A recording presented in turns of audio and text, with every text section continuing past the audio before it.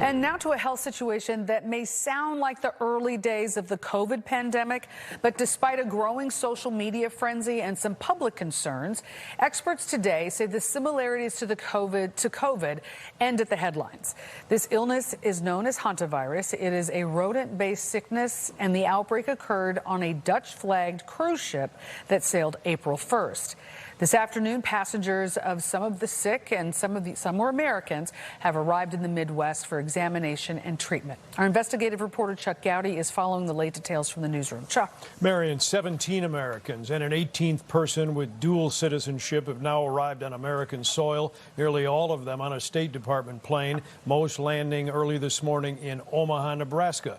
This is a continuation of what started as an oceanic vacation, and now back in the States, it's a trip filled with uncertainty, doctors and nurses, and questions that abound. This is the passenger ship where it began, the Hondius, now known for the hantavirus, after numerous passengers were exposed to the rodent-based illness, some people becoming sick, a number experiencing symptoms, and a couple from the Netherlands died. All of that after the ship set sail April 1st.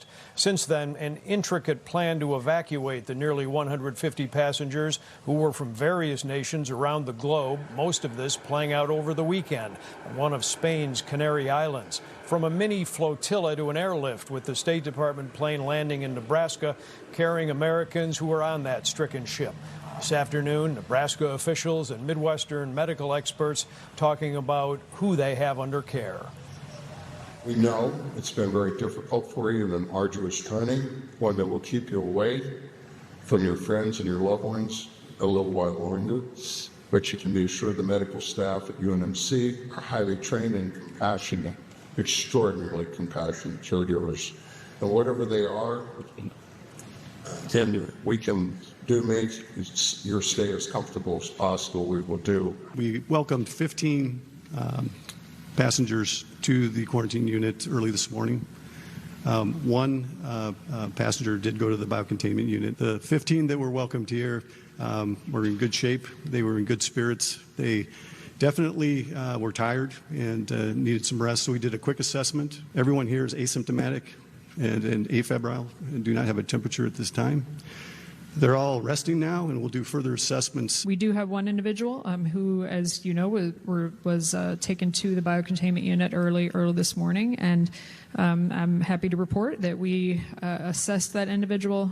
They are doing well, actually. They currently do not have any symptoms and have a good appetite, although they're very tired, understandably, but it's been a really long journey for these folks.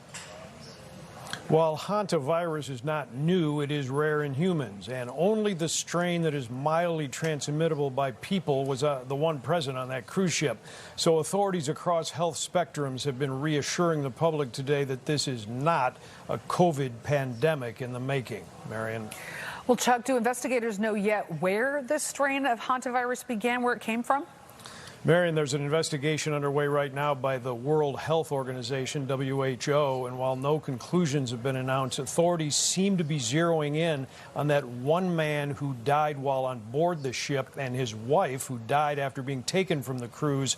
They were on a bird-watching tour in southern Argentina right before boarding the cruise liner.